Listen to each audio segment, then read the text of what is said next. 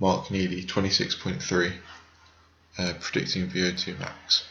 So in the introduction, so according to Glenn Hill, 2010, VO2max can be defined as the maximum amount of oxygen that can be taken in and be utilised by the body. It can also be a measure of the endurance capacity in cardiovascular and respiratory systems and exercising skeletal muscles. In other words, this is a maximum value of oxygen that is used per minute by the body during the process of aerobic respiration. It can be measured in a number of different ways, including multi-stage fitness test, the Queen's College Step Test, 12-minute Cooper Run test, and the gas analysis test, involving the use of Douglas bags and masks which are connected. The multi-stage fitness test and the Queen's College Step Test are both thought to be indirect tests, whereas the gas analysis test is thought to be the gold standard test for measuring the VO2max of a performer. The gas analysis test is thought to be gold standard as it is a direct measure test, whereas the others are thought to be indirect.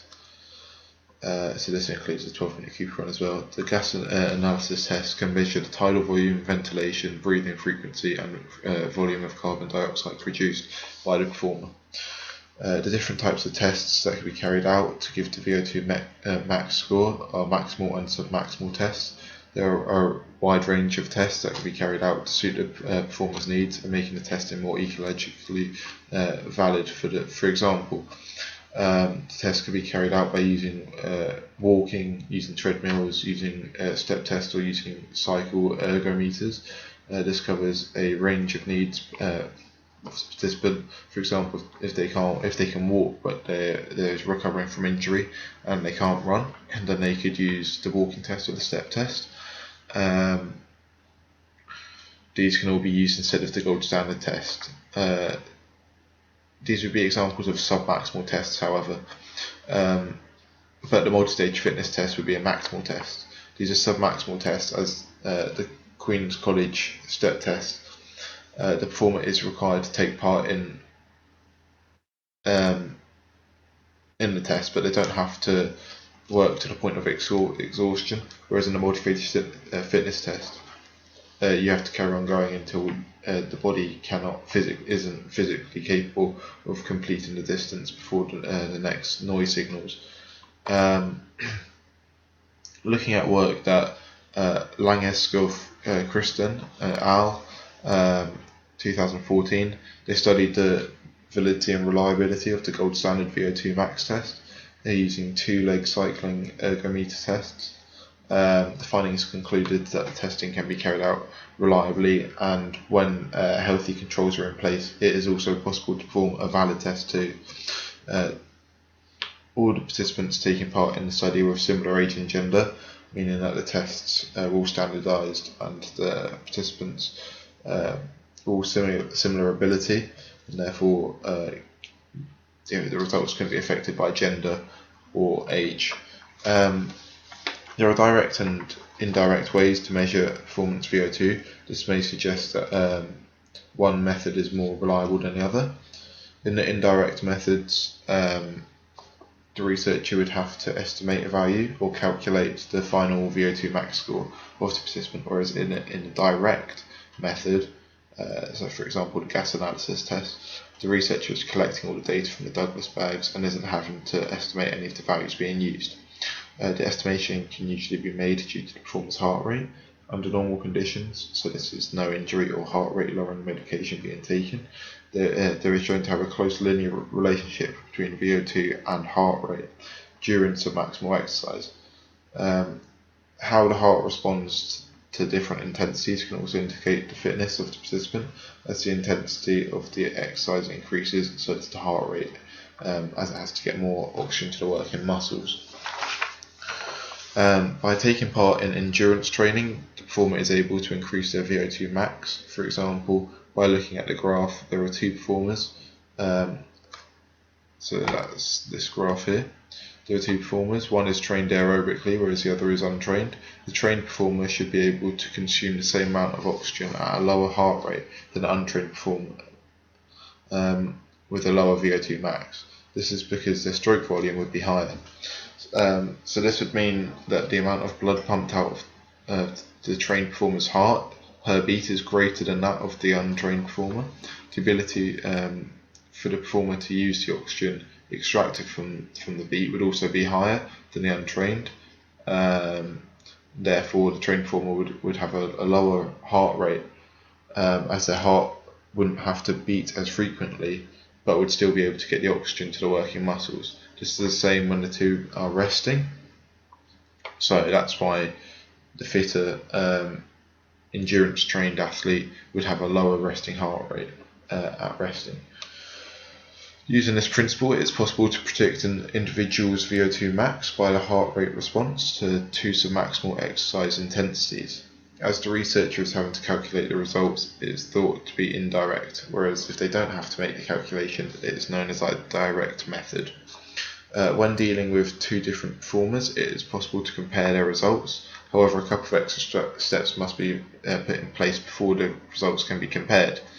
These steps involve converting absolute measures to relative measures. For example, if there are two performers, but one weighs 50 kg and the other weighs 70 kg, it wouldn't normally be fair to compare the two, as the one with the greater mass is likely to have a higher VO2 max, as they would normally have a greater muscle mass.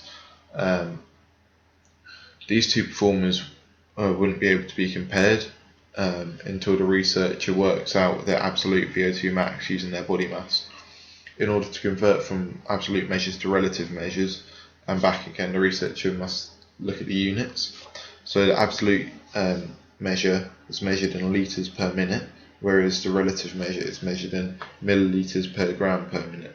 The first step is to convert the litres into millilitres. So for example, if there was 2.1 litres per minute, it would then become 2,100 millilitres per minute. The next step is to figure out the weight of the performer. So in this situation, the weight is 70 kg. The final step is then to divide the millimeters by the weight. So in this situation, the millimeters over kg per minute is 2,100, and this is going to go over the weight, which is 70 kg. So 2,100 over 70 gives us an answer of 30. So therefore, they would have a relative measurement of 30 milliliters over kg per minute. This same equation can be done for the 50 kg performer, and then their results can be compared. The VO2 max of a participant can be measured for a number of different reasons to do with physical health and sport or fitness. It is thought that a good VO2 max test score can help reduce the chances of the performer developing type 2 diabetes. It also improves cognitive function and reduces risk of depression, as well as it also increases basal metabolic rates and reduces risk of developing breast, ovarian and prostate cancer in the performer. Therefore, VO2 max test could be used to help improve the health of a participant, and could be used to suggest physical changes in the exercise of the performer. So for example, it could lead to the performer needing to do more exercise throughout the week in order to be deemed healthy, and reduce the chances of all of these things happening. In terms of sport, the VO2 max test could be used to measure aerobic fitness of the performer. It could also be help sports scientists suggest who would be better adapted to longer distance events or aerobic events. It could be used to monitor the improvements being made as well by training, and see whether an exercise program or training program is working well on the performer. Another use for the VO2 max test is that it's possible to use it to estimate the intensity of the exercise being carried out by the performer. A study carried out by David Swain et al. 1994, using statistical procedures, examined that the relationship between the percentage heart rate max and the percentage VO2 max.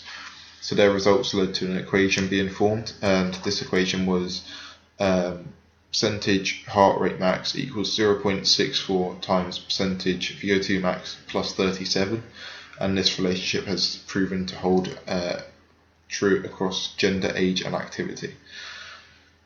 So for people looking to increase their VO2 max for health and sporting reasons, studies show you can increase your VO2 max by training 65 to 85% of your maximum heart rate for at least 20 minutes, 3 to 5 times per week. This according to French and Levi in 2012. It's also been found that the closer the performer trains to their VO2 max, the quicker they increase their VO2. So the VO2 max average score changes depending on the sport or activity that the performer takes part in. For example, if we look at here, this is all the sports and the average VO2 max test scores. So the sport that is thought to have the highest average is the Nordic skiing, whereas the sport that is thought to have the lowest is weightlifting. So this is probably due to the performers having to ski for a prolonged period of time in different altitudes, and therefore being required to have a high level of aerobic endurance and a high VO2 max.